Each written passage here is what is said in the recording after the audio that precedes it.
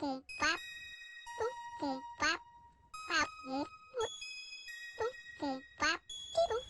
wow now! Whoa! Hey, Future-Clint. Welcome back from the future to the year 2020. Well, hey, Lindsey of the year 2020. Ready for some time adventure? I was ready 130 years in the future ago. This adventure is gonna start out at the Thunder Sky Art Gallery. Let's take a ride on US 127.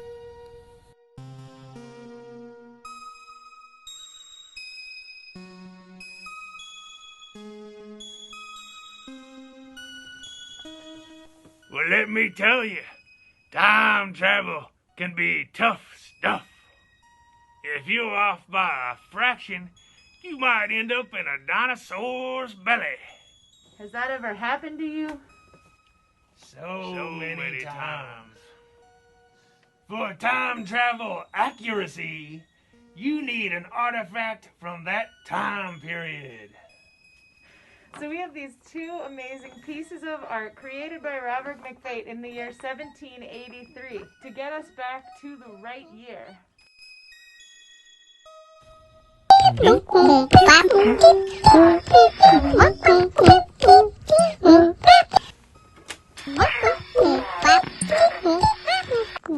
Whoa, we made it! 1776. Who's that guy over there? Well, he's the reason we got these cheap seats of time. That's Anthony Wayne. Better known as Mad Anthony. He was a United States Army officer and statesman. Let's time it on around to 1777. Anthony was promoted to the rank of Brigadier General. In 1779, Anthony successfully stormed the British fort at Stony Point, New York. At Stony Point, in the cover of night, Anthony led his soldiers on a surprise attack of the British. They pulled off the successful surprise attack by only using their bayonets. Due to his fiery personality and bravery shown in this battle, he was called Mad Anthony.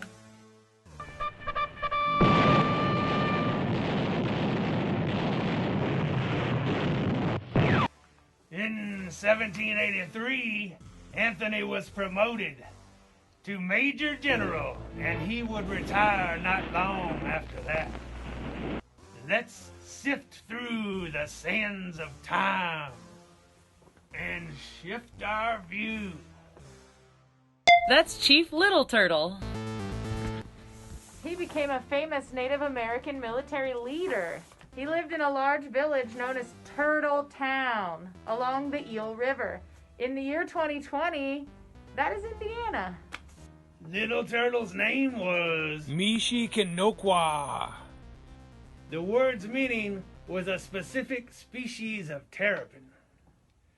Through Little Turtle's demonstration of military prowess in battle during the American Revolution, he was selected as a war chief to the Miami people. In the 1780s, Little Turtle led raids against colonial American settlements in Kentucky, fighting alongside the British. In the Treaty of Paris, which ended the American Revolutionary War, the British abandoned their Native American allies by ceding the land between the Appalachian Mountains and the Mississippi River to the U.S. government. This land became the state of Ohio. Native Americans living in this territory resisted the encroaching American settlements, and violence escalated from this area.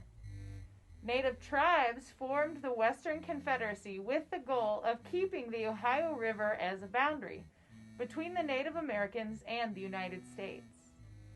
Little Turtle emerged as one of the war leaders of the Confederacy, which also included the Shawnee and the Delaware.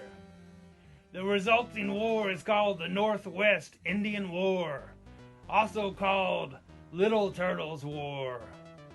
In 1970, Little Turtle led the Confederacy to victories in battle against the U.S. military. Being 7 years after the conclusion of the Revolutionary War, the U.S. military were poorly trained and poorly supplied. In 1792, Anthony Wayne was called out of retirement.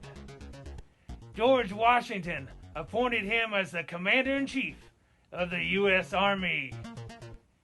In 1794, Major General Anthony Wayne led the Legion of the United States against Little Turtle in the Western Confederacy.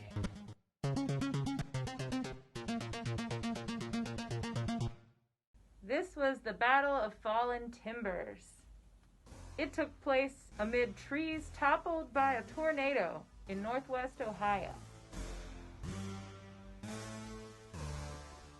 The U.S. military was victorious against the combined Native Americans.